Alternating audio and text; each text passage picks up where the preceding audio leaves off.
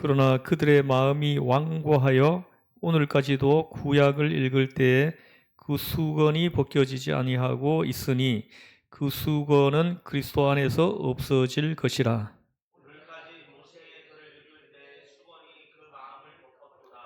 그러나 언제든지 주께로 돌아가면 그 수건이 벗겨지리라.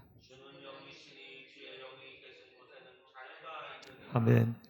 다 함께요. 우리가 다 수건을 벗은 얼굴로 거울을 보는 것 같이 주의 영광을 보매 그와 같은 형상을 변하여 영광에 이르니 곧 주의 영으로 말미암음이니라. 아멘.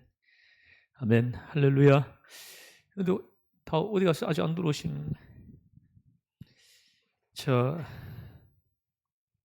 로마서 오늘 본문을 우리가 좀 잘 이해하고 해석하려면 로마서에 대한 좀 이해가 좀 필요해요. 로마서에서 핵심 단어가 뭐가 있을까요? 로마서에서 핵심 단어 세 가지를 든다면은 로마서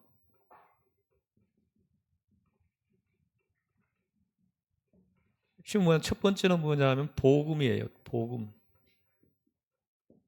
두 번째는 의롭다 하심. 칭의죠. 의롭다 하심. 세 번째는 은혜입니다. 로마서에서 설명하려고 하는 것이 이 세 가지예요. 복음. 이 복음, 에클레시아. 이 복음이라는 이 단어는 원래 이제 옛날에 이제 고대 중세 이때 전쟁을 많이 했잖아요. 전쟁을 많이 하면 승리를 하게 되면 그 승리한 소식을 본국에다 알려주죠, 그죠? 이걸 가지고 복음이라 그랬어요. 복음. 이렇게 기쁜 소식이죠, 기쁜 소식.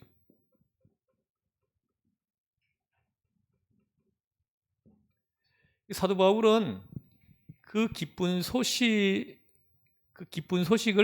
복음으로 이렇게 말씀한 거예요. 자, 여기서 그럼 복음은 뭡니까? 우리를 죄 가운데서 구원하시기 위해서 이 땅에 오신 예수 그리스도. 그분이 바로 복음이라는 거죠. 복음. 이렇게. 기쁜 소식이라는 거예요. 하나님의 아들이 이 땅에 나를 죄 가운데서 구원하시기 위해서 오셨다 하는 그 소식이 바로 복음이라고 얘기를 하는 겁니다. 복음, 기쁜 소식. 그래서 이 복음이 전해지는 곳에 예수님을 영접하고 예수를 구주로 고백하고 믿고 예수님을 주로 시인하는 사람들이 나타나게 되죠. 그죠? 그들의 그 믿음을 하나님은 의롭다 해주셨다는 거예요. 의롭다고. 칭해 준다는 거예요. 기쁜 소식인 예수님이 우리 가운데 오셨어요. 근데 그 기쁜 소식인 복음을 듣고 그 복음을 영접했다는 거예요. 영접하고 이 복음을 믿었다는 거죠. 그 믿음을 의롭다 해주셨다는 겁니다. 의롭다 하고 칭해줬다는 거, 이걸 칭의라고 합니다. 칭해줬다는 거. 이거 지난주에 길게 제가 설명을 했죠. 의롭다 했다는 거죠. 근데 의롭다함을 받고 나니까 어떻게 됩니까? 그것이 은혜임을 이제 깨닫는 거예요. 나를 그대로 내버려 두었다면은 내 영혼이 멸망받아서 지옥불에 떨어질 수밖에 없는 그런 존재이었는데 그런 나에게 복음이 전해졌다는 거죠. 이게 얼마나 감격스러운 일인지 모르는 거예요. 이 은혜를 깨닫고 나니까 이 사실이 얼마나 나에게 귀한 일이고 나에게 복된 일이고 축복이라는 것이 이게 깨달아지니까 막 감격스러운 거죠. 감격스러운 거예요. 은혜. 은혜로 이루어진 일이라는 거죠. 그래서 하나님의 은혜로 나 같은 사람에게도 죄인이 나 같은 사람에게도 복음이 전해지게 해주셨고 그 복음을 믿었더니 그 믿음을 의롭다 하고 칭해 줬다는 거죠. 그래서 내가 지옥불에 들어갈 수밖에 없는 나였는데 나를 거기서 건져내 주시고 천국 백성이 되도록 해주셨다라는 거죠. 이 사실이 다 은혜로 되어졌음을 이제 비로소 깨닫고는 이게 깨달아지니까 막 감격스러운 거죠. 감격스러운 거예요. 로마서는 바로 이겁니다. 이 이야기를 하고 있는 거예요. 여러분 보세요. 이 복음이 전해졌습니다. 전해졌는데 이 복음이 아무에게나 전해진 게 아니고요. 보십시오. 우리나라 역사가 몇 년입니까? 우리나라 우리 민족 역사가 몇 년이에요? 5,000년이라고 하잖아요. 그죠? 5,000년 역사에서 이 복음이 우리에게 전해진 것이 불과 130년 됐습니다. 130년 전에 복음이 이 땅에 전해졌다라는 거죠. 그 5,000년 그 역사 중에 내가 태어났을 때 내가 태어나가지고 살고 있는 이때 복음이 전해졌고 이 복음이 나에게까지 전해졌다는 거. 이 사실이 은혜라는 거예요. 내가 만약에 한 200년 전에 태어났다 그러면 예수 옛자도 들어보지 못하고 그냥 그 지옥행이었을 텐데 하나님은 나를 얼마나 사랑하셨는지 내가 태어났을 때 복음이 전해지게 했다는 거죠. 복음이 전해지게 하고 그 복음이 또 나에게까지 전해지게 하고 또 복음이 나에게 전해질 때 그 복음을 수용하고 받아들이게 하고 믿게 하고 이 사실이 어느 날 이게 깨달아지는 거예요. 하나님의 은혜의 힘이 깨달아지는 거죠. 얼마나 감격스러우니 여러분들 이제 나중에 이 땅에서의 삶을 마무리하고 주님 앞에 갔을 때 그때 가서 여러분들이 이제 그때 알게 될 겁니다. 예수님을 내가 영접한 이 사실이 얼마나 큰 하나님의 은혜인지 그때 깨달아질 거예요. 제가 누가복음 16장에 보면은 지옥과 천국 사이에 큰 구렁텅이가 있다고 이렇게 표현을 합니다. 큰 구렁이 있다 이렇게 얘기를 합니다. 근데 지옥에서도 천국이 보이고요. 천국에서도 지옥이 보인다라는 사실을 확인할 수 있어요. 누가복음 16장에 보면 나사로와 부자와 거지 나사로 이야기 있죠, 그죠? 두 사람이 나중에 죽었습니다. 죽고 난 다음에 부자는 지옥에 들어가고 나사로는 천국에 들어가서 아브라함의 품에 안겼다 이렇게 얘기를 합니다. 근데 지옥에 들어간 이 부자가 너무 고통스러워 가지고 천국에 아브라함의 품에 안겨 있는 그 나사로를 보면서 나를 천국으로 건너가게 해달라고 하지만은 거절당하죠. 그럼 물 한 방울이라도 내 혀에 적셔달라고 하니까 그것도 거절당하죠. 그랬더니 이 부자가 뭘 얘기합니까? 그러면 저 죽은 나사로를 다시 우리가 살고 있는 그 마을로 다시 부활시켜가지고 보내가지고 내 형제들에게 복음을 좀 전해지게 하다. 지옥과 천국이 있다는 걸 분명하게 좀 알려달라. 이렇게 부탁하죠, 그죠? 그래서 내 형제들은 지옥에 안 들어오게 해달라. 이런 부탁을 합니다. 그럴 때 하나님이 말씀하시기를 이 땅에는 선지자들이 있다. 복음을 전해주는 사람들이 있다. 그들을 통해서 복음을 그들이 듣게 될 거고 그들을 통해서 복음을 받아들이면 구원을 받을 것이고 받아들이지 않으면은 구원을 받지 못하게 될 것이다. 이렇게 얘기를 합니다. 그러나 죽었던 나사로가 살아서 돌아간다고 해도 안 믿을 사람은 안 믿는다라는 거죠. 복음을 수용하지 않을 사람은 안 믿는다 이런 말을 합니다. 근데 거기에 보면은 지옥에 가 있는 부자가 천국에 가 있는 나사로를 아브라함 품에 안겨 있는 나사로를 보았다고 이렇게 얘기를 해요. 아마 이제 여러분들도 이제 나중에 이 땅에서의 삶을 종료하고 우리가 주님 품에 안겼을 때 그 지옥을 바라보면서 아마 큰 충격을 이렇게 받는 시간이 오리라 저는 그렇게 생각을 합니다. 생각만 해도 끔찍하지 않습니까? 그죠?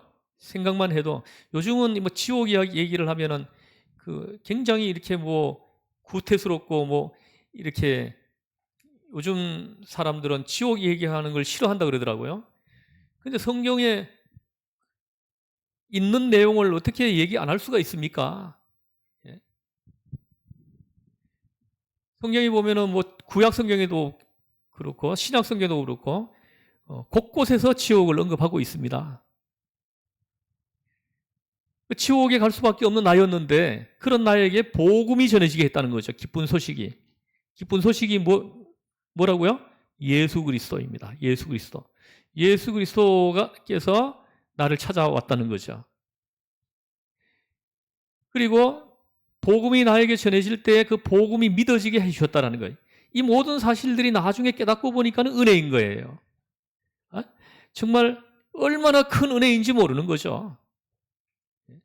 내가 복음이 나한테 전해졌다고 해가지고 전해졌다고 하더라도 내가 안 믿어지면은 방법이 없는 거예요. 보세요. 지금 우리나라 사람들 중에 우리 나이대 사람들 예수님에 대한 이야기를 안 들어본 사람이 한 명이라도 있겠어요? 지금 보면요. 어릴 때 아마 교회에 안 가본 사람이 하나도 없을 거예요. 우리 나이대는. 요즘 태어나는 아이들은 안 가본 애들이 좀 있는 것 같아요. 한 번도 안 가본 애들이 꽤 많이 있는 것 같아요. 우리 세대는 아마 어릴 때 예배당에 한 번도 안 가본 사람들이 없을 것 같아요. 여러분들도 어릴 때 다 다녀봤죠? 신앙생활 안 했었다고 하더라도 어릴 때 한두 번은 아마 예배당에 다 가봤을 거예요. 이건 뭐냐면 복음이 모든 사람들에게 전해졌다는 거죠. 우리나라, 우리 민족에게 얘기를 한다면은 다 전해졌다는 거죠. 다 전해졌는데 그 복음을 수용한 사람들이 있고 복음을 수용하지 않은 사람들이 있다는 거죠. 사도행전 19장에도 보면 사도 바울이 에베소에서 복음을 전합니다. 구체적으로는 해당에서 전했다 이렇게 합니다.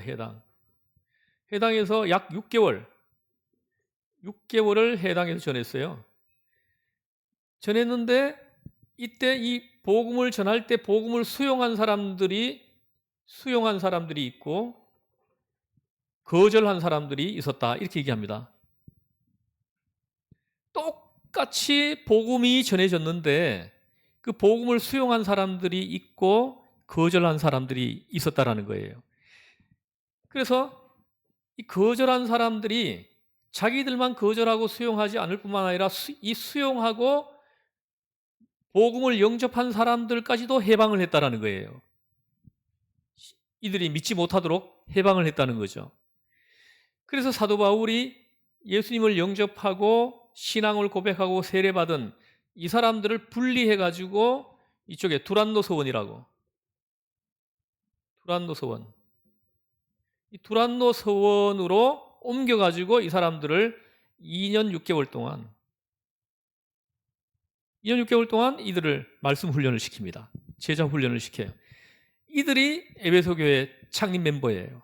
에베소 교회를 세운 사람들이 됩니다. 똑같은 복음을 들었는데 수용하는 사람이 있고 거절하는 사람이 있었다는 거예요. 우리도 그렇죠, 그죠? 우리 민족이 방금도 얘기했지만 우리 세대 사람들이 복음을 전해 듣지 않은 사람이 한 명도 없을 정도로 거의 다 들었다는 거죠. 근데 그 복음이 모든 사람들에게 전해졌는데 그 복음을 영접한 사람들이 있고 거부한 사람들이 있다는 거예요. 그렇죠, 그죠? 근데 우리는 놀랍게도 복음을 영접했다는 거예요. 이 사실이 은혜라는 거예요. 나에게 복음이 전해졌다는 그 사실이 은혜고 복음이 나에게 전해질 때 그 복음을 영접했다는 그 사실이 또 은혜고 할렐루야. 로마서에서 말씀하려고 하는 것이 바로 이거예요. 복음, 의롭다 하심, 은혜 이겁니다. 근데 오늘 본문으로 이걸 연결을 하면 어떻게 되냐 하면요. 근데 이 복음이 전해지는데 이 복음이 수용이 안 되는 사람들이 있는 거예요. 복음이 수용이 되지 않는 사람들이 있어요. 똑같이 복음을 들었는데 복음이 안 믿어지는 사람들이 있는 거예요. 수용되어지지 않는 사람들이 있습니다. 사도 바울은 이것을 수건이 덮여 있어서 그렇다 이렇게 얘기를 합니다. 수건이 덮여 있다는 거예요. 수건이 덮여 있어가지고 그 수건이 그들을 가려가지고 복음이 보이지 않게 하고 복음을 거부하게 하고 있다는 거예요. 여기 보면 짧은 구절인데 수건이라는 단어가 6번이 반복되고 있습니다. 수건이.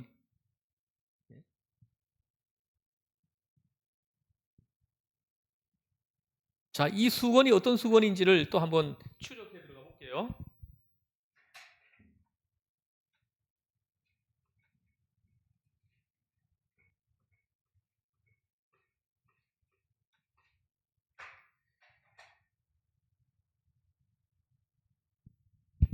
수건. 자, 이 수건을 추적하면은 출애굽기 34장으로 돌아갑니다. 34장. 출애굽기 34장을 같이 한번 이걸 한번 본문을 같이 읽어봤으면 좋겠습니다. 출애굽기 34장.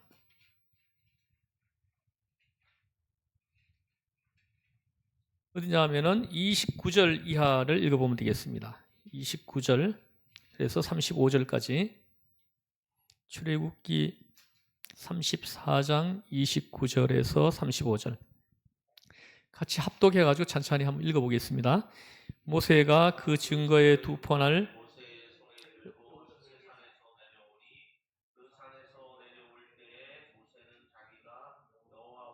말하였으므로 말미암아 얼굴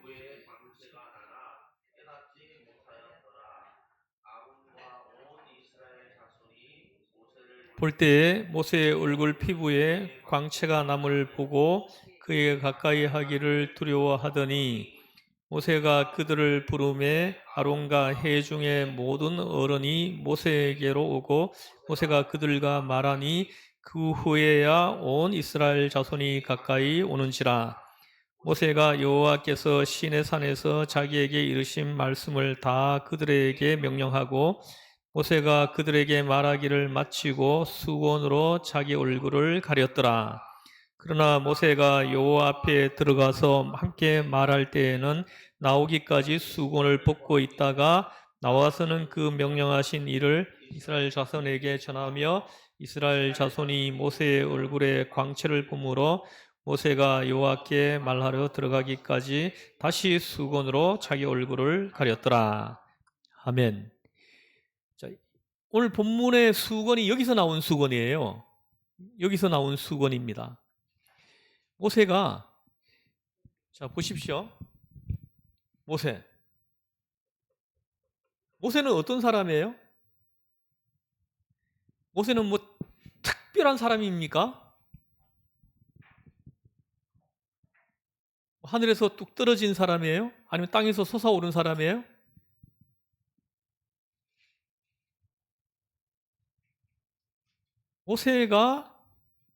모세는 우리하고 비교해 볼 때 다를 바가 없어요. 우리하고 똑같은 성정을 가지고 있는 사람입니다. 그런데 이 모세가 시내산에서 40일 40야를 하나님과 만나게 되었다라는 거예요.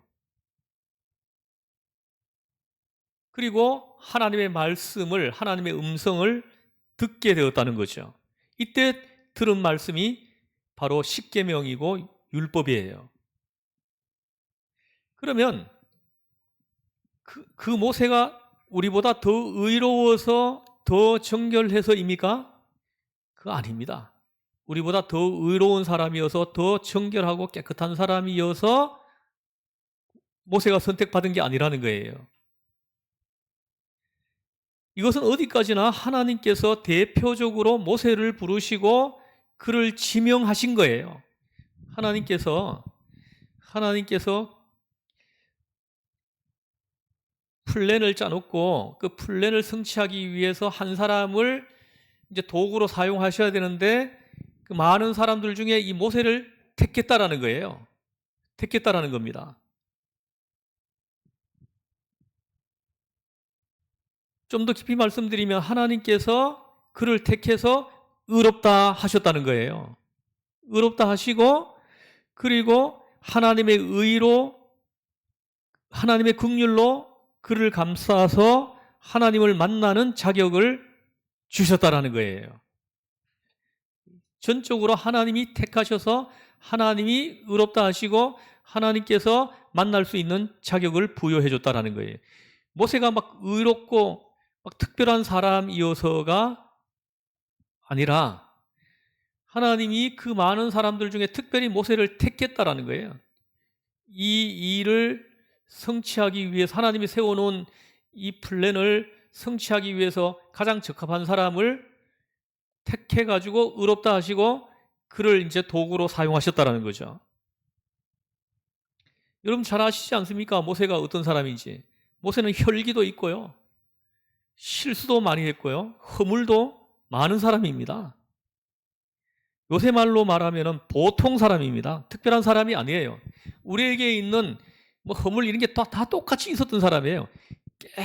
깨끗한 사람이 아니에요. 지금 천주교에서는 마리아를 흠이 없는 사람으로 자꾸 이렇게 묘사하려고 하는 교리를 가지고 있는 것 같아요. 근데 마리아도 특별한 사람이 아닙니다. 특별한 사람이 아니고 그 당시에 하나님의 아들을 이 땅에 보내시기 위해서 그 당시에 있는 많은 사람들 중에 특별히 마리아를 택해가지고 의롭다 하시고 그를 통해가지고 하나님의 그 구원의 그 계획하심이 이루어지게 하셨다라는 거죠.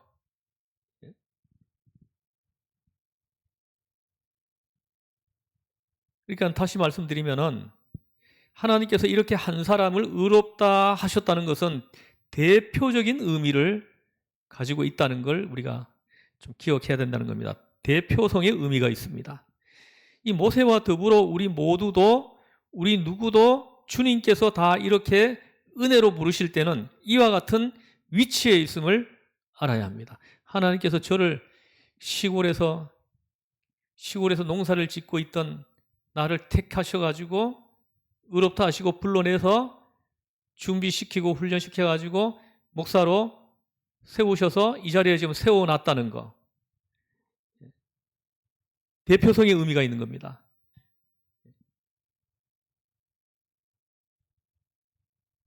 그래서 저도 여러분들도 이와 같은 위치에 있음을 알아야 돼요. 그래야 저와 여러분들이 서 있는 그 위치에서 권위를 가지고 복음을 전할 수가 있어요. 하나님이 주신 권위를 가지고 일을 하는 거죠. 여러분 지금 여러분이 죽는다면 하나님 앞에 가서 떳떳하게 나는 오종탁입니다. 나는 아무개입니다. 하고 나설 수 있는 사람이 있어요? 있습니까? 그만큼 의가 있다고 생각을 하세요? 그만큼 깨끗하다고 생각을 하시느냐 이 말입니다. 근데 그 누가 감히 그럴 수 있겠어요? 그 누가? 오로지 하나님께서 우리를 의롭다 하시고 그리고 자격을 주시고 정결타 하시고 하나님께서 우리를 만나 주심으로 우리가 하나님 앞에 설 수 있게 된 거예요. 예수님을 주로 시인하고 예수를 구주로 고백하고 예수님을 믿음으로 그 믿음을 의로 여겨주신 거예요. 의롭다 해주신 거죠. 그래서 우리가 하나님 앞에 설 수 있는 자격이 없었는데 하나님 앞에 설 수 있는 자격이 생겨나게 해주신 거예요.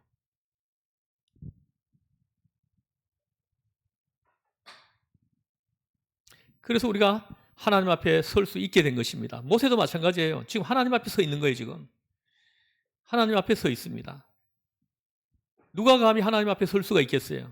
근데 하나님께서 모세에게 택하시고, 그리고 모세에게 믿음을 주시고 의롭다 하시고, 그리고 난 다음에 정결타 하시고, 그리고 난 다음에 모세에게 하나님 앞에 설 수 있는 자격을 주셔가지고 하나님 앞에 설 수 있도록 해 주신 것이죠.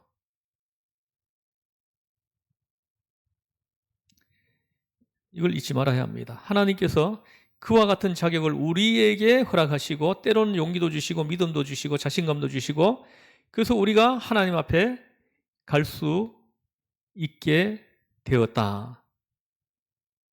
이걸 깊이 생각하셔야 합니다.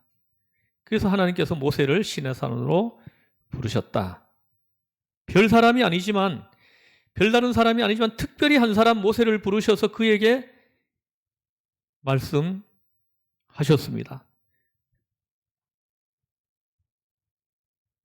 얼마 동안요? 40일 동안.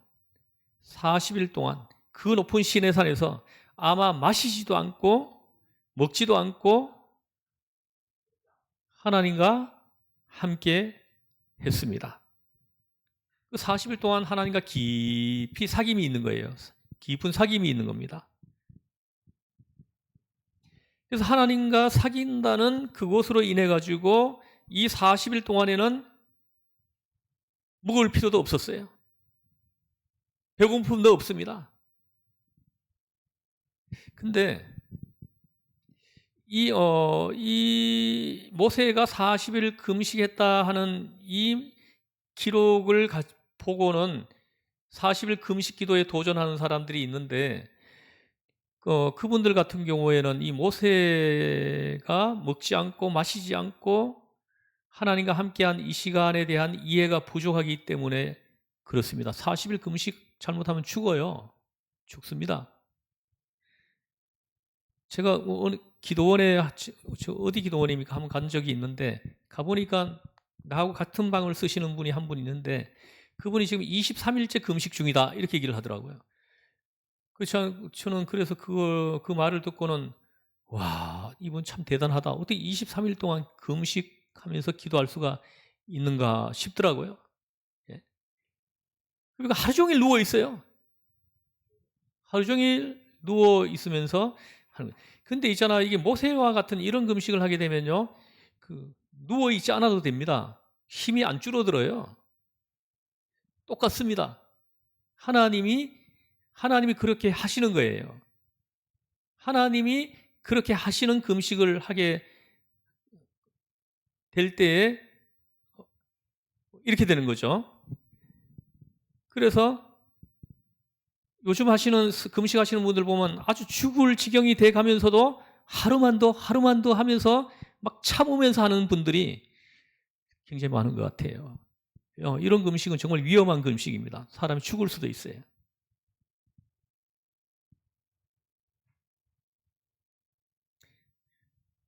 우리가 이게 날짜를 세는 40일이지 모세가 하나님과 만나는 그 시간이라는 것은 그냥 정말로 1시간도 안 되는 것처럼 모세에게 느껴졌을 거예요.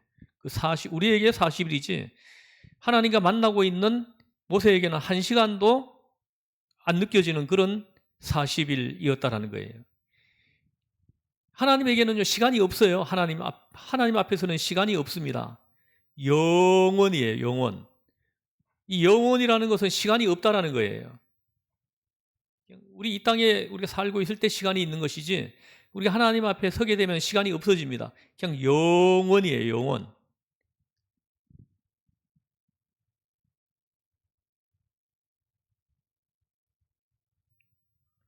일단 아무 그리움도 아무 배고픔도 심지어는 내 아내가 어떻게 하고 살아 하는 걱정도 안 됩니다.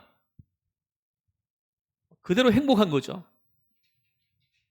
우리가 천국 들어가면은 이런 환경에 놓이게 될 거예요. 우리가 이 땅에서 우리의 삶을 종료하고 우리가 천국에 들어가면은 이런 환경에 우리가 있게 될 것이라는 그 모형을 보여주는 거예요. 안 그러면 모세가 40일 동안 그 산 꼭대기에서 그냥 얼어 죽습니다. 거기 산 꼭대기 얼어 죽어요. 제가 올라가 봤는데 신해산 꼭대기 올라가면 굉장히 추워요. 바람도 굉장히 심하고 굉장히 많이 불고 춥습니다.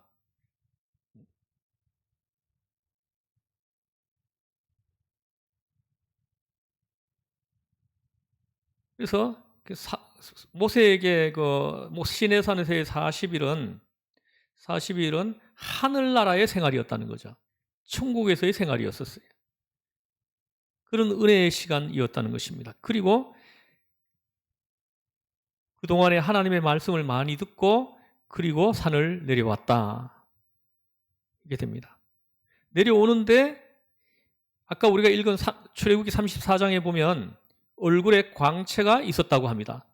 봤죠? 아까 34장에 보면은 29절에 보면 모세가 자기가 여호와와 말하였으므로 말미암아 얼굴 피부에 광채가 나나 깨닫지 못하였다. 본인은 모르는 거예요. 자기에게서 막 빛이 나오고 있는데 본인은 이걸 인지하지 못하고 있었다. 이렇게 얘기를 하는 겁니다. 하나님의 영광이 모세에게 전이 된 것입니다. 하나님의 영광 속에 들어가서 오랫동안 있으면서 하나님의 영광의 빛이 모세에게 이렇게 전이 된 것이죠. 하나님의 영광이 오랫동안 모세에게 비추이다 보니까 얼굴에 광채가 나왔다는 거예요. 여러분 보세요. 우리가 약간 간접적으로 이런 체험을 해볼 수가 있는데요. 여러분들도 성경을 읽잖아요. 성경을 하루에 50장씩 매일같이 계속 말씀을 깊이 읽으면서 묵상하면서 말씀에 빠져가지고 한 열흘 보름 정도 한번 지내보세요. 그리고 난 다음에 바깥에 나온 사람들이 내 얼굴을 보면 야, 너 얼굴에 빛이 나는 것 같다? 이런 반응이 나온다는 이런 반응을 한 번도 들어본지 못했습니까? 제가 언젠가 한번 내가 바깥에 나왔더니 아니 목사님 얼굴에 빛이 나오는 것 같아요. 이렇게 반응하는 사람이 있더라고요. 그때가 언젠가 돌이켜보니까 말씀에 빠져 있을 때예요. 다시 말하면 하나님의 영광 속에 들어가서 오랫동안 있다가 보니까 하나님의 영광의 빛이 나에게 전이 돼서 이게 나오는 거예요. 아주 이제 좀 사소하고 이렇게 간접적인 그런 이제 체험이긴 하지만은 모세가 하나님의 영광을 40일 동안 하나님의 영광 속에 들어가 가지고 있다가 나오니까 하나님은 빛이시잖아요. 요한일서 1장 5절에 보면 하나님은 빛이시라 이렇게 말씀합니다. 그 빛이신 하나님이시잖아요. 그 하나님이 빛이시기 때문에 그 빛이 모세에게 전이 돼 가지고 얼굴에 광채가 났다라는 거죠. 근데 본인은 몰랐습니다. 근데 백성들이 쳐다보고 두려워서 도저히 바로 쳐다볼 수가 없었다. 이렇게 얘기를 합니다. 본인은 모르는데 백성들이 보고 두려워했다라는 거예요. 막 모세에게서 막 빛이 나니까요. 그래서 다 피합니다. 제발 우리에게 나타나지 말아주세요. 그 빛을 보면 죽을 것 같거든요. 그래서 할 수 없이 어떻게 했습니까? 수건을 쓰고 백성들에게 다가갔다. 이렇게 얘기를 하는 겁니다. 여기에는 본문에는 수건으로 되어 있지만 헬라어로는 칼룸마라는 단어를 씁니다. 칼룸마.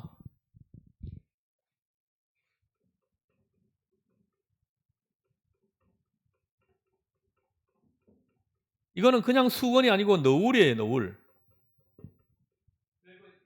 사람들 막 이렇게 쓰는 거 있죠, 그죠? 눈만 내놓고. 제가 이집트를 방문한 적이 있는데 제가 이집트에 갔을 때 이집트 여성들이 그렇게 해가지고 나와 있는 걸 본 적이 있습니다. 이것도 새카만 옷이에요. 새카만 거. 그래 손도 있잖아요. 피부를 안 보여주려고 장갑을 끼고 있어요. 다 끼고 있고 전체를 다 가렸으면 눈만 이렇게 보여줍니다.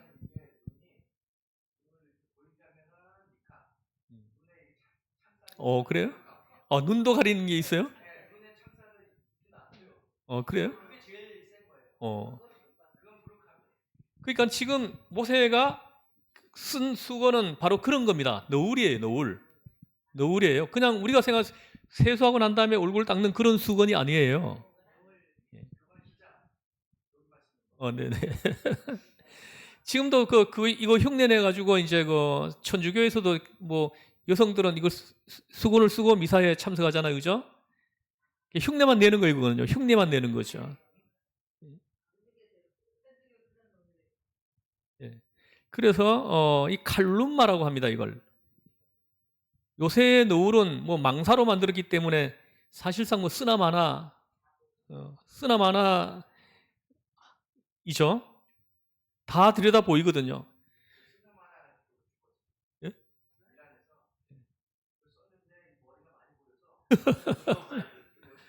예. 지금 이란 뭐 정부가 이제 신정 정치를 펴고 있어가지고 지금 그런 현상이 나타나는 건데 어쨌든 이제 이렇게 지금은 보면은 뭐 이렇게 아까 말씀하신 대로 뭐 머리만 이렇게 쓰는 사람, 우리나라에도 보니까 뭐 머리만 이렇게 덮어 쓰고 다니는 여인들 꽤 많이 보이더라고요. 꽤 많이 보여요.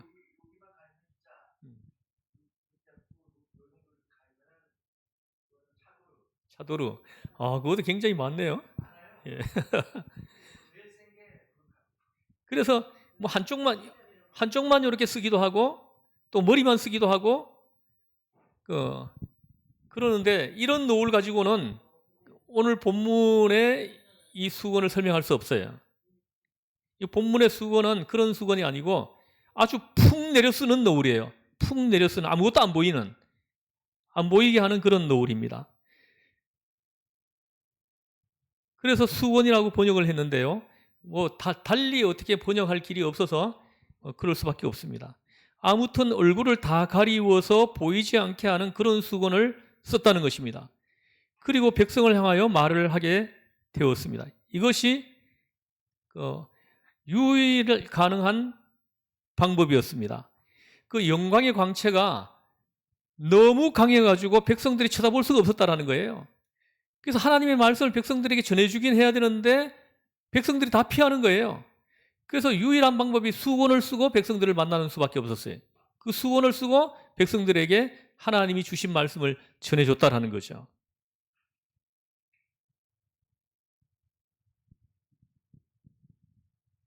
그래서 백성들이 쳐다보지 못하면 깊은 사귐이 없죠. 그러면 말씀도 못 듣게 되죠. 그래서 수건 쓴 그 모세를 바라보는 그 유일한 길을 통해 가지고 음성을 들을 수 있었다. 본문에서 말하려고 하는 요지가 이런 겁니다. 이 칼룸마, 노을이라는 말이 오늘 본문에서 몇 번 나옵니까? 6번이나 나와요. 6번. 13절에, 14절에 2번, 15절에 1번, 16절에 1번, 18절에 또 1번. 하나님의 영광이 너무 커서 또 하나님의 영광은 고사하고 그와 만났던 분도 만날 수가 없어요. 그러니까 하나님을 직접 보는 거는 고사하고 하나님과 만나고 온 사람도 볼 수 없었다는 거예요. 광채가 너무 강해가지고. 그래서 너무 영광이 강해서 그래서 백성들이 두려워할 수밖에 없었다. 이렇게 말씀하는 겁니다.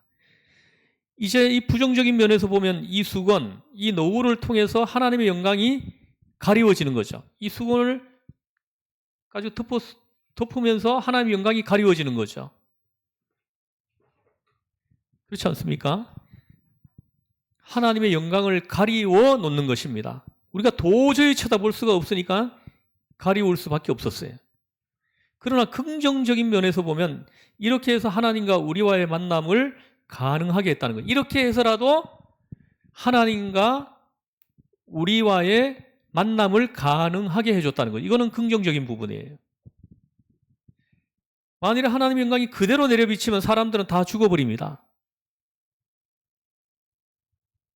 이제 모세가 하나님의 은혜 가운데서 감히 40일 동안 하나님을 만났습니다. 하나님을 40일 동안 만난 모세도 하나님을 40일 동안 만난 모세도 우리는 만날 수가 없었어요. 쳐다볼 수가 없었다라는 거죠. 광채가 너무 두려워서. 그래서 수원으로 덮어놓았다. 그렇게 함으로 이제는 만날 수가 있었다. 이것은요, 가능한 길을 찾은 겁니다. 쳐다볼 수 있는 방법을 찾은 거예요. 동시에 이렇게 수건을 씌워놓고 그가 말씀을 하게 됩니다. 이제 그를 통해서 백성들이 하나님의 말씀을 이제 듣게 되죠. 사실은 하나님께서 직접 말씀하실 때도 있죠. 그랬더니 온 백성이 하나님께 부르짖지 않습니까? 더 말씀하시면 우리가 죽겠습니다. 말씀하지 마세요. 고막이 터진다는 것이 아니고 심장이 그냥 멎어버린다는 거죠. 하나님 직접 말씀하시는 것을 들으면은 심장이 멈춰버린다는 거예요. 하나님의 말씀이 직접 들릴 때에 심장이 멎어버릴 정도가 된다는 거예요. 그래서 그들이 벌벌 떨면서 그러지 마시고 모세에게 말씀해 주세요. 모세를 통해서 말씀해 주세요. 그럼 우리가 듣겠습니다. 이렇게 반응하는 거예요. 좀 재미있는 이야기가 있는데 어느 교회에서 건사회에서 건사님들이 한 30명 정도 이렇게 기도원을 갔습니다. 동지섣달 눈이 엄청나게 많이 오고 추운 겨울에 하나님의 음성을 듣겠다는 아주 단단한 결심을 가지고 기도원을 갔습니다. 부목사님 한 분 모시고 이렇게 갔는데 밤에 이제 한밤중에 밤 10시가 넘어가지고 하나님의 음성을 듣겠다고 전부 다 산으로 흩어져 올라갔습니다. 눈 쌓인 산을 올라갔어요. 그동안에 부목사님은 그냥 숙소에서 쿨쿨 잠을 자고 있고요. 근데 건사님들만 전부 산에 올라가가지고 나무 하나 붙들고는 막 흔들면서 주여 주여 주여 말씀하여 주옵소서 제가 듣겠습니다 하면서 막 소리를 질러대는 거예요. 그러다가 아무리 소리 질러도 소리가 안 들리니까 하나님 음성이 안 들리니까 다 내려왔는데 한 사람만 안 내려온 거예요. 새벽 3시가 됐는데도 안 내려오는 거예요. 자기는 하나님 음성을 못 들으면 나는 여기서 이 자리에서 죽겠다 이러면서 버틴 거예요. 근데 그 순간에 있잖아요. 음성이 탁 들려오더라는 거예요. 딸아 너의 기도를 내가 들었다 이렇게 말하더라는 거예요. 그래가지고 이분이 그걸 하나님의 음성으로 듣고 너무나 기뻐가지고 춤을 추면서 내려온 거예요. 내려오니까 전부 다 벌써 다 내려와가지고 있는 거죠. 그래서 하나님의 음성을 들었다고 막 하니까 자고 있던 부목사님이 일어나가지고는 하는 말씀이 그 건사님이 들은 그 음성이 하나님이 들려주는 음성인지 마귀가 들려주는 음성인지 어떻게 압니까? 하고 이렇게 얘기를 했다는 거예요. 그랬더니 건사님이 막 화를 내면서 아니 어떻게 내가 이 눈이 쌓여있는 이 추운 동지섣달에 내가 밤새도록 내가 산에 올라가가지고 부르짖으면서 들은 음성인데 그걸 마귀가 들은 음성이라고 말할 수 있냐고 하면서 막 했다는 거예요. 예. 그럴 때 이제 이 부목사님 얘기해 줬대요. 내가 하나님의 음성을 쉽게 들을 수 있는 방법을 알려주겠다. 이렇게 봤더니 그랬더니 하나님의 음성을 못 듣고 내려온 건사님들이 기가 번쩍 뜨이겠죠, 그죠? 자기들은 그렇게 고생을 했는데도 못 들었는데 하나님의 음성을 쉽게 들려주는 방법을 알려주겠다고 하니까 그래서 길을 쫑깃하고 듣는데 목사님이 이 성경책을 들고는 권사님들 이 성경책을 읽으십시오. 이 66권 성경 전체가 다 하나님의 음성입니다 하고 얘기를 해주더라는 거예요. 왜 하나님의 음성이 기록되어 있는 이 성경책을 멀리하고 왜 그 산에 올라가가지고 이 추운데 올라가가지고 그 난리를 치면서 주여 주여 하면서 난리를 치냐고. 그러다 얼어 죽으면 어떡할 거냐고. 그렇게 했다 하는 이야기가 있습니다. 그 목사님이 참 지혜로운 분이에요. 정확하게 알고 있는 거예요. 하나님은 직접 하나님의 음성을 들려주실 때 사람들이 들을 수가 없는 거예요. 두려워서. 그래서 하나님은 사람들을 택하셔가지고 특별한 사람을 택하셔가지고 하나님의 성령을 부어주셔가지고 그들을 통해가지고 이 성경을 기록하게 해줬다는 거예요. 그래서 이 성경을 통해가지고 우리가 음성을 듣게 해주셨다는 거예요. 근데 그분이 그 권사님 같은 경우에는 지금 수건이 지금 덮어 씌워져 있는 거예요. 아직까지 은혜의 시대에 우리가 있는데 아직까지 율법의 시대에 있는 거예요. 그분에게는 그게 수건입니다. 수건. 하나님을 못 만나게 하는 그 수건인 거예요. 그게요.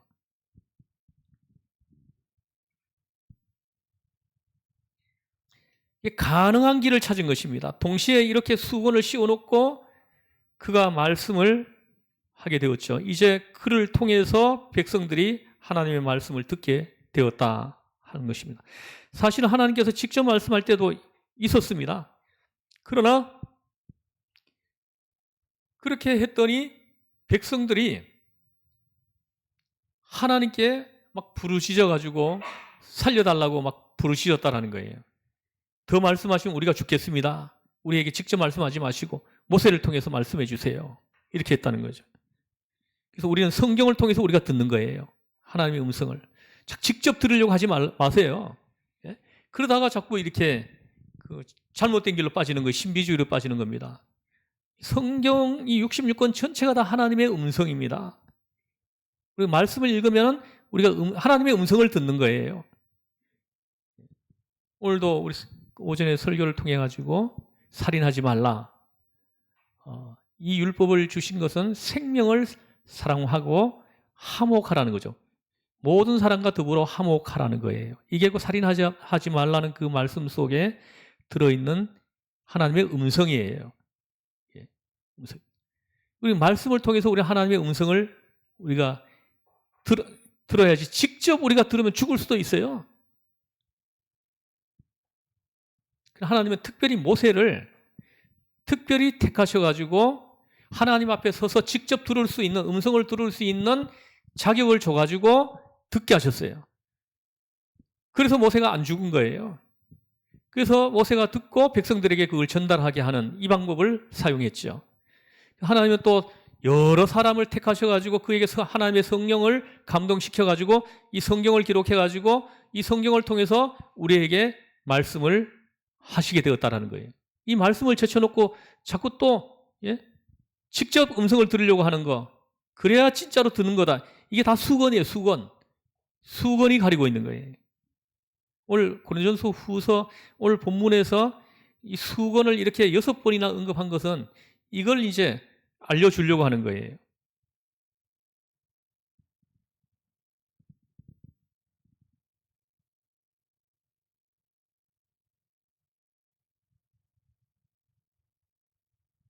모세를 통해서 한마디로 말하면 간접적으로 이제 듣게 하셨다라는 거죠.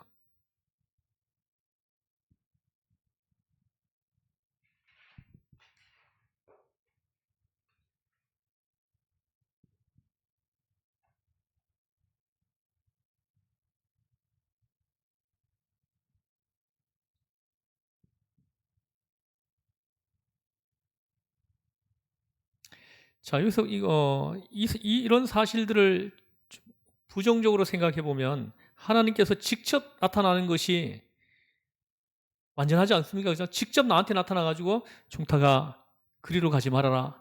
그거 하지 말아라.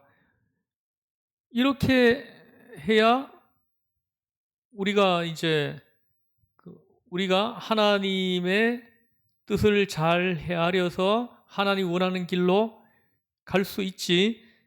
왜 모세를 통하는 것입니까? 모세를 통한다고 할 때 그만큼 하나님은 작아지는 거예요. 요새 뭐 이렇게 눈높이라고 하는 말을 많이 쓰는데요. 그 어린아이와 더불어 이야기하려면 어린아이가 나만큼 크든지 내가 어린아이만큼은 작든지 해야 됩니다. 근데 내가 요즘 우리 아이들을 아이들이 장성해가지고 커지니까 전에 꼬맹이일 때 하고는 완전히 다른 느낌들이 있어요. 다른 느낌이. 이제는 말도 함부로 못 하겠어요. 말을 함부로 못 하겠어요. 그래서 제가 굉장히 좀 조심스럽고 좀 더 이렇게 지혜롭게 대하려고 그렇게 좀 하고 있습니다. 어린아이하고 소통을 하려면은 내가 어린아이가 클 때까지 기다리든지 아니면 내가 어린아이처럼 낮아지든지 이렇게 해야 소통이 되는 거거든요.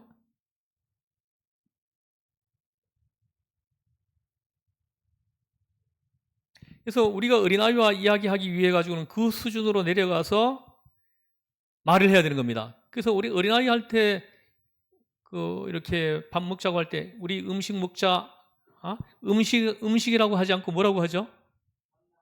예? 맘마 먹자 이러잖아요. 그죠? 맘마 먹자. 이래야 걔 알아들어요. 어머니라고 하지 않고 엄마라고 하죠. 그죠? 우리 큰아들은 이제는 아버지 이렇게 부르더라고요. 전에는 아빠라고 불렀는데 이제는 아버지라고 부르더라고요. 어머니, 아버지 이렇게 불러요. 근데 어릴 때는 엄마라고 부르잖아요. 그죠? 엄마 하죠. 그죠? 그럴 때가 사랑스러웠는데 사실 그죠? 크니까 애들이 재미가 없어요. 예? 재미가 없습니다. 뭐 얘기를 하면 있잖아요. 아빠 제가 다 알아서 합니다. 아빠 걱정하지 마세요. 좀 일찍 들어오라 그러면은 015 마을버스 몇 시쯤 되면은 막 차가 끝나는데 좀 일찍 오너라 그러면 아빠 걱정하지 마세요. 제가 다 알아서 해요.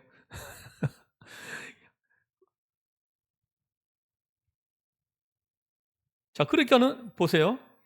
내가 어린아이하고 소통하려니까 어린아이 수준으로 내가 내려가야 되는 거예요. 그만큼 내가 작아지는 거죠. 하나님이 우리와 소통하려고 하니까 어떻게 해요? 우리 수준으로 내려와야 되는 거예요. 그래서 하나님이 그 아들을 사람이 되게 하신 거예요. 우리와 똑같은 사람으로 내려온 거예요. 이거는 하나님이 자기를 비하시킨 거예요. 자기를 낮춘 거죠. 우리하고 소통이 되게 하기 위해 가지고 하나님께 불가피하게 취한 조치라는 거죠. 또 뭐 이렇게 어린애들 요즘 어디 이렇게 다니면은 어린아이가 보면 그렇게 귀여워요. 어제도 뭐 우리 하평이 그저께인가 그 짐 실으러 내가 충주를 갔다 왔는데 갔다 오다가 가면서 그 휴게소에 잠깐 들렸습니다. 들려가지고 우동 한 그릇 먹고 가려고 들렸는데 옆 테이블에 앉아 있는 그 젊은 부부가 아기가 있더라고요. 아기가 있는데 이 젖병을 꼭지를 빨고 있더라고요. 근데 그게 그렇게 이쁘더라고요. 근데 한편으로는 야 우리 아이들 5명 어떻게 저 때를 다 지나왔는데 우리가 어떻게 저 과정을 우리가 지나왔지? 그럼 서로가 이렇게 고생했다고 이렇게 얘기를 좀 하기도 했는데 근데 이 저지라고 하지 않고 뭐라고 그래요? 찌찌 먹어 이러잖아요. 그죠? 그렇게 말을 하잖아요.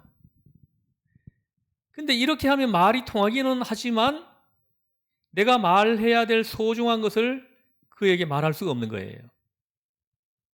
결국은 내가 손해보는 거죠. 내가 어린아이만큼 작아지는 것입니다. 이것이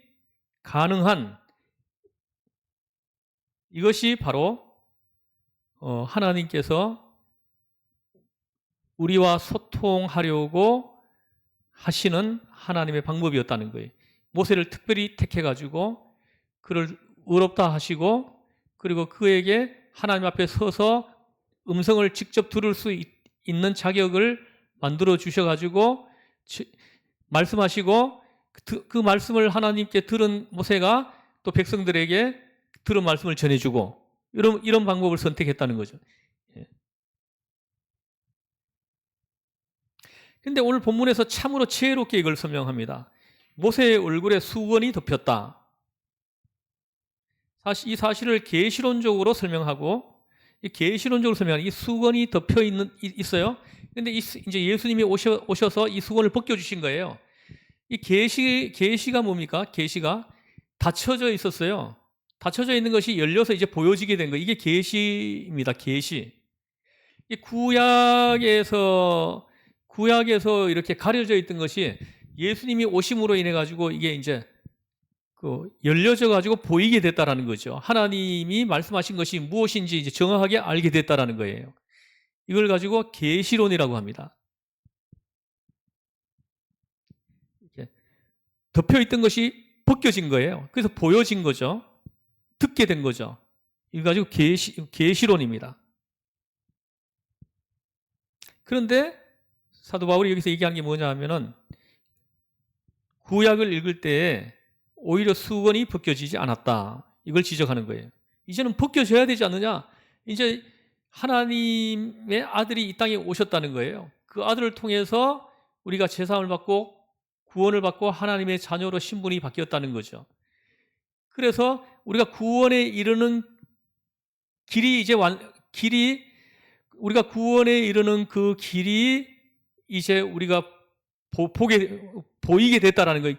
구약에서는 닫혀 있던 것이 보이게 됐다는 거죠. 근데 아직도 이 수건이 안 벗겨져 가지고 이걸 보지 못하고 있다는 이 부분을 지적하는 거예요. 다시 말하면 지금까지 사람들은 전부 다 율법을 지킴으로 그 공로로 우리가 의롭다함을 받고 구원에 이른다는 이 교리를 가지고 있었거든요. 이제 예수님이 이 땅에 오심으로 인해 가지고 믿음으로 우리가 제사함을 받고 구원에 이르는 새로운 길을 만들어 주셨어요. 근데 이게 수건이 가려져 있어 가지고 구약이라는 수건이 가려져 있어 가지고 이 길을 못 본다라는 거예요. 이 은혜로 만들어진 이 길을 보지 못한다라고 이 부분을 지금 얘기하고 있는 거죠.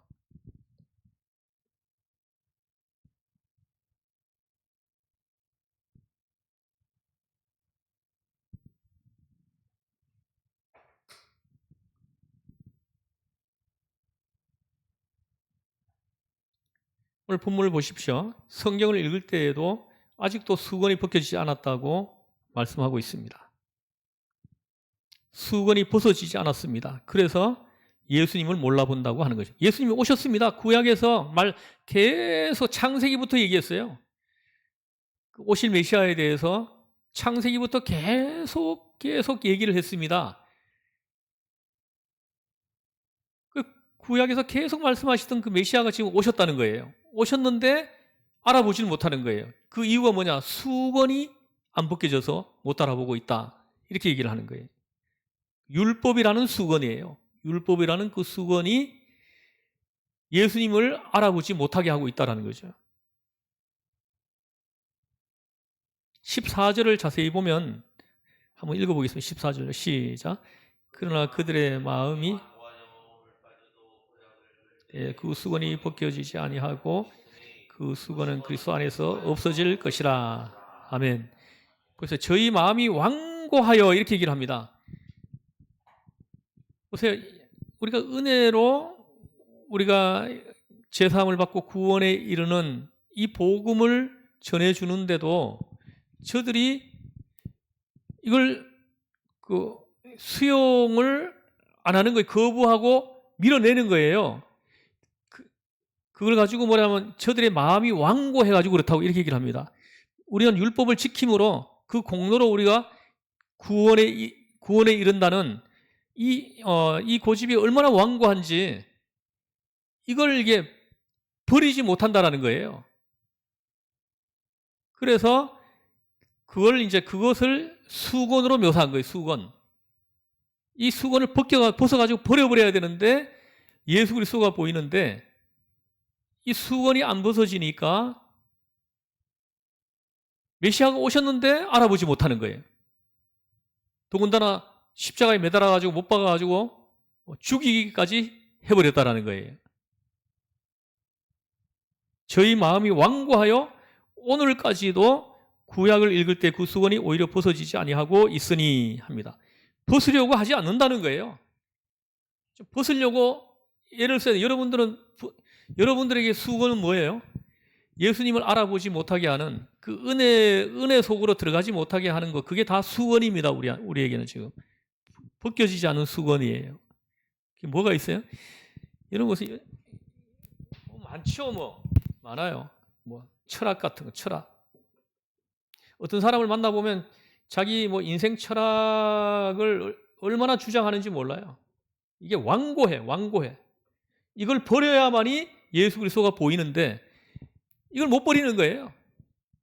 철학이라는 그 수건이 그에게 덮어 씌워져 있어가지고 하나님의 아들을 알아보지 못하고 있다는 거예요.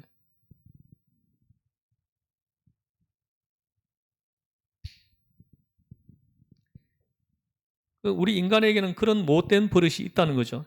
심리학에 고착이라는 이런 말이 있습니다. 고착.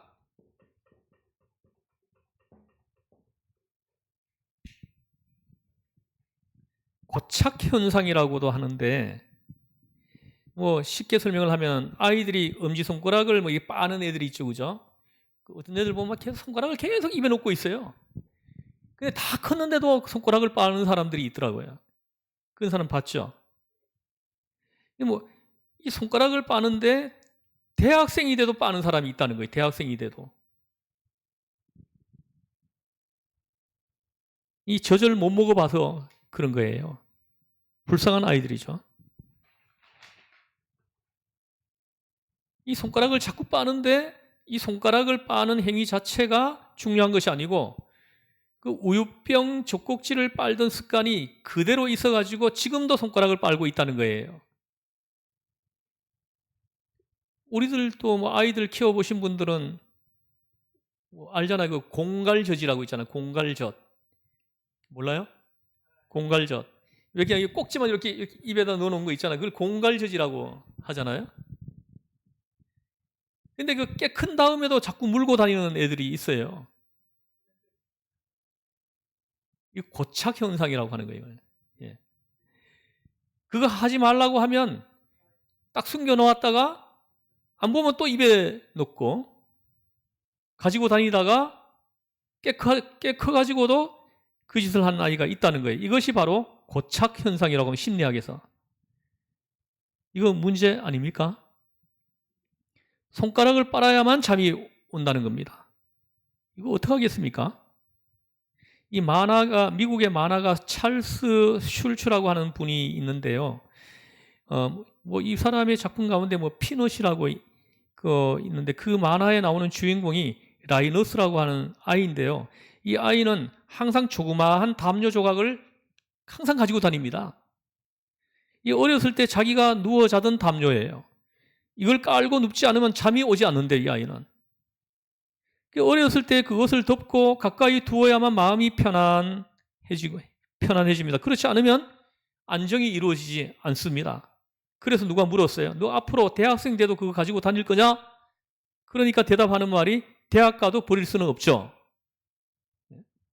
이 담요를 뜯어가지고 운동복을 만들어야 될까 봐요. 이것이 고착 현상입니다. 못 버리는 거예요. 버려야 될 때는 버려야 되는데 그래야 어른이 되겠는데 유치할 때 가졌던 그것을 못 버리는 거예요. 영적으로도 고착 행위가 있다는 것입니다. 오늘 사도 바울이 이 부분을 지적하는 거예요. 자꾸 우기는 거예요. 구원에 이르는 길을 지금 알려주고 있는데도 그걸 못 보는 거예요. 자기들이 이렇게 고착화되어 있는 게 있는 거예요. 고착화되어 있는 것이. 그것 때문에 새로운 길을 못 보는 거예요.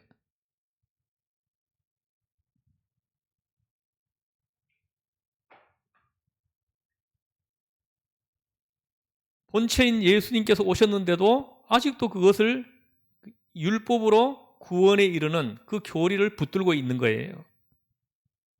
그것만 옳은 줄 압니다. 뭐 할례 받아야 된다. 뭐 제사 지내야 된다. 사도 바울이 너무너무 가슴이 답답해가지고 이걸 답답해하면서 가슴을 치면서 얘기하는 거예요.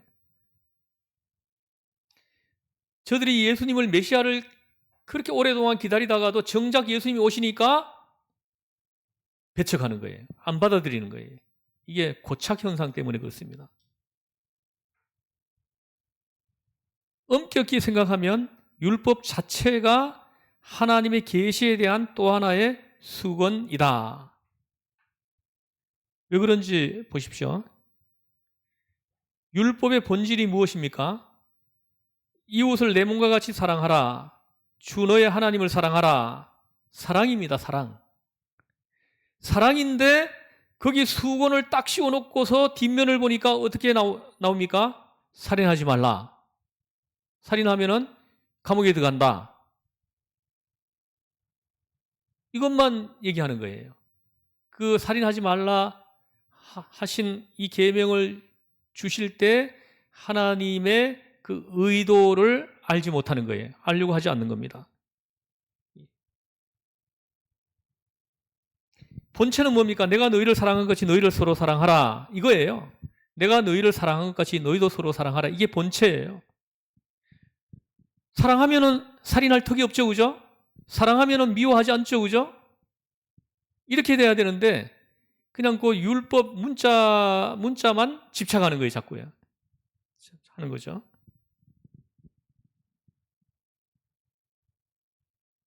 도둑질하지 말라, 살인하지 말라, 간음하지 말라.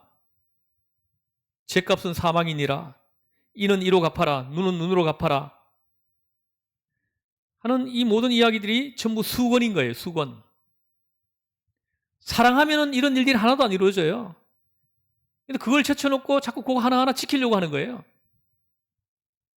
이게 수건이라는 거죠. 이것이 다 벗어져야 한다. 벗어져서 그 속에 있는 알맹이, 그 본체, 그 아주 근본이 내 마음에 다가와야 한다 하는 것입니다. 바로 예수님을 만나는 것입니다. 예수님의 말씀을 듣는 것입니다. 우리에게 겹겹이 씌워진 수건이 있어요. 자꾸 예수님을 만나지 못하게, 그 은혜를 자꾸 이렇게 은혜를 받지 못하게 해요. 그게 다 수건들이에요, 수건들.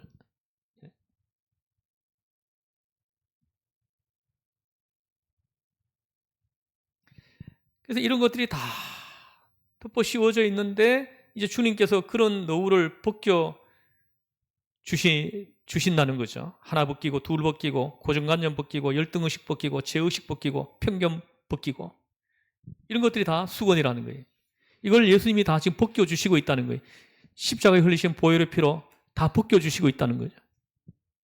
다 벗겨서 주님과 가까이 만나게 해주시는 것입니다. 주님과 만나는 그 체험에서 내가 하나님의 자녀가 된다. 내가 하나님의 자녀로 신분이 바뀌는 것을 그때 비로소 알게 된다는 것이죠. 우리의 마음을 감동해서 믿음을 주어서 그 계시의 본체를 받아들이게 해 주신다. 이것이 성령의 역사이다 하시는 겁니다. 그래서 오늘 본문은 이제 대단히 중요한 말씀으로 결론을 맺는데요. 15절, 16절을 한번 보겠습니다. 15절, 16절 읽어보겠습니다. 시작. 까지 모세의 글을 읽을 때 수건이 그 마음을 덮어도다. 그러나 언제든지 주께로 돌아가면 그 수건이 벗겨지리라. 언제든지 주께로 돌아가면, 수건이 언제 벗겨진다고요? 주께로 돌아가면 이 수건들이 벗겨진다는 거예요. 예? 17절에 아주 중요한 말씀이 있습니다. 같이 읽어보겠습니다. 주의 영이 계신 곳에, 주에는 영이시니 주의 영이 계신 곳에는 자유가 있느니라. 할렐루야. 저는 이 말씀을 읽으면서 어느 날 내가 막 큰 소리를 지르면서 할렐루야 하고 외친 적이 있어요. 주는 영이시니 주의 영이 계신 곳에는 자유가 있느니라. 주는 영이시니, 이런 표현은요 딱 한 번밖에 없는 말씀이에요. 주는 영이시니 하는 이 표현은, 여기 원래는 지금이라는 말을 하나 더 넣어서 생각을 해야 됩니다. 주는 지금 영이시니, 이제 예수님이 이제 영으로 우리와 함께 하신다라는 거예요. 그렇죠? 지금은 주께서 영이십니다. 영으로 지금 나와 함께 하시는 거예요. 하나님의 성령이 임하시면 예수님이 함께 임하시는 거예요. 영으로 임하시는 거예요. 이것은 기독론에 속합니다. 기독론에 속하는 거예요. 주의 영이 계신 곳에는 자유함이 있느니라. 왜요? 여러분 보세요. 로마서 4장까지는 모든 인간이 죄인이다. 그리고 4장에서는 믿음으로 제사함을 받고 구원을 받게 되었다 했습니다. 의롭다함을 받았다는 거죠. 의롭다함을 받았어요. 그래서 5장에서 8장은 이 의롭다함을 받은 사람들에게 임하는 축복을 기록해 놓은 거예요. 그래서 5장은 뭡니까? 사망으로부터의 자유예요. 6장은 뭡니까? 사죄, 율성, 이렇게 외워드렸는데 그때 죄로부터의 자유. 7장은 율법으로부터의 자유. 8장은 성령 안에서 누리는 자유예요.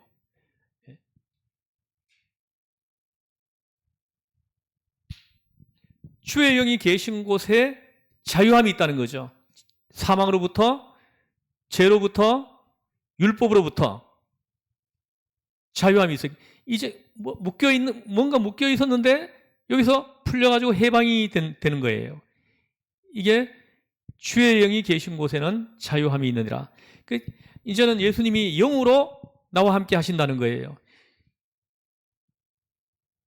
영이신 예수님이 나와 함께 하시면서 자유함이 있게 된다는 거죠. 그 수건이 그때 벗겨진다는 거예요.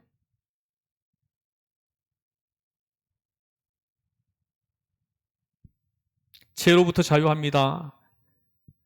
사망으로부터 자유합니다. 율법으로부터 자유합니다. 깨달음이 있습니다. 충만함이 있습니다. 이때가 언제라고요? 주의 영이 함께, 주의 영이 임하실 때. 주의 영, 그리스도의 영입니다. 그리스도의 사랑이 충만할 때 그 영은 자유로워진다. 주의 영이 계신 곳에는 자유함이 있느니라. 진리를 알지니 진리가 너희를 자유롭게 하리라.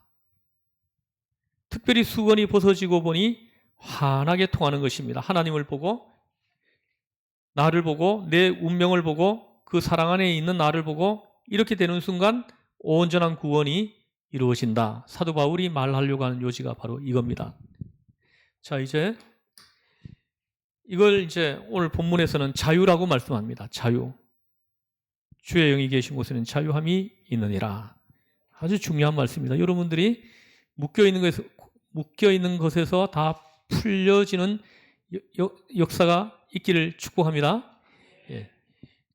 주의 영이 계신 곳에는 자유함이 있느니라 그랬어요. 뭔가 묶여 있으면은 뭔가 이렇게 내가 내 영성을 한번 점검해 봐야 됩니다. 그래서 주님께 가까이 가면, 아까 여기 했죠, 그죠? 몇 절입니까? 언제든지 주께로 돌아가면 그 수건이 벗겨지리라. 벗겨줬는데 또 뒤집어 쓰는 사람들이 있어요. 그래서 여러분들은 주님께로 우리 가까이 갈 때 이 수건이 다 벗겨지고 벗겨진 이 수건을 다시 쓰지 않기를 축복합니다. 그래서 자유함이 다 함께 하기를 바랍니다. 예, 기도하시겠습니다. 하나님 아버지, 정말 이렇게 귀하고 복된 교리를 공부했습니다. 하나님, 이 교리가 잘 이해되어지고 잘 깨달아지게 하시고 영안이 열려서 보이게 하시고, 그래서 우리가 믿음의 길 가는 동안에 큰 자유함이 우리에게 있게 하여 주시옵소서. 우리를 죄에서 구원하신 예수님의 이름으로 기도드리옵나이다. 아멘. 자, 잠깐 광고 하나만 할게요. 목장할 때 그거 좀 하긴 했나요?